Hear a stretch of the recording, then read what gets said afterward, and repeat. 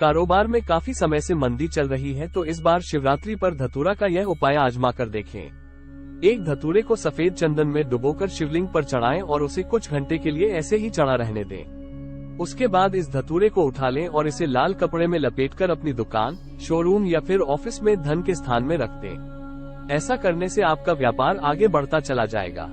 महाशिवरात्रि पर पूजा करते समय ओम नमः शिवाय का मंत्र पढ़ते हुए 5 धतूरे हल्दी के जल में डुबोकर शिवलिंग पर अर्पित करें। इस उपाय को करते वक्त मन ही मन भगवान शिव का स्मरण करें और अपनी आंखें बंद रखें। 5 धतूरे अर्पित करने के बाद दोनों हाथों को जोड़कर अपनी आंखें खोलकर शिवलिंग को स्पर्श करके भगवान से सुख समृद्धि की कामना करें। रोग से मुक्ति के लिए महाशिवरात्रि के अवसर पर भगवान शिव को एक धतूरा अर्पित करें और 11 बार महामृत्युंजय मंत्र का पाठ करें। उसके बाद इस धतूरे को अपने पास रख लें या फिर परिवार के उस सदस्य के पास रख दें जो काफी समय से बीमार चल रहा हो या फिर बार बार बीमार पड़ जाता हो। यह उपाय बहुत ही कारगर माना जाता है। यदि आपको किसी प्रकार का अनजाना भय सताता है या फिर डर के मारे रात में नींद नहीं आती है, तो महाशिवरात्रि के शुभ अवसर पर काले धतूरे की जड़ को शिवलिंग पर चढ़ाकर अपने तकिए के नीचे रख लें।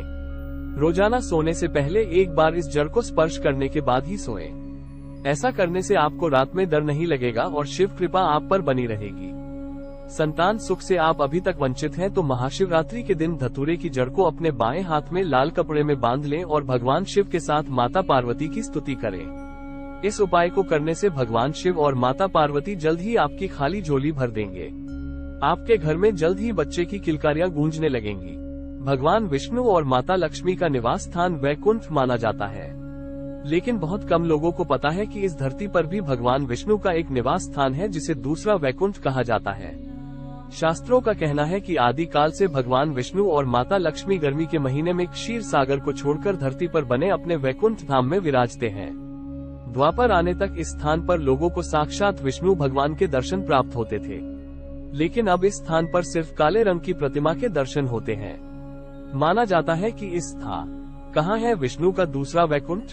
उत्तराखंड की धरती पर समुद्र तल से 3133 मीटर की ऊंचाई पर भगवान विष्णु का निवास बना हुआ है। इसे बद्रीनाथ धाम के नाम से जाना जाता है। शास्त्रों में बद्रीनाथ के संबंध में जो कथा मिलती है उसके अनुसार कभी यहाँ बद्री यानी बेर का वन हुआ करता था। भगवान विष्णु एक बार लक्ष्मी माता से नाराज होकर इस वन में आकर तपस्या करने लगे। माता लक्ष्मी विष्णु की तलाश करते हुए बद्रीवन में पहुंची और विष्णु भगवान को मनाया। इसके बाद भगवान विष्णु ने कहा कि वैकुंठ में मेरे दर्शन का जो पुण्य है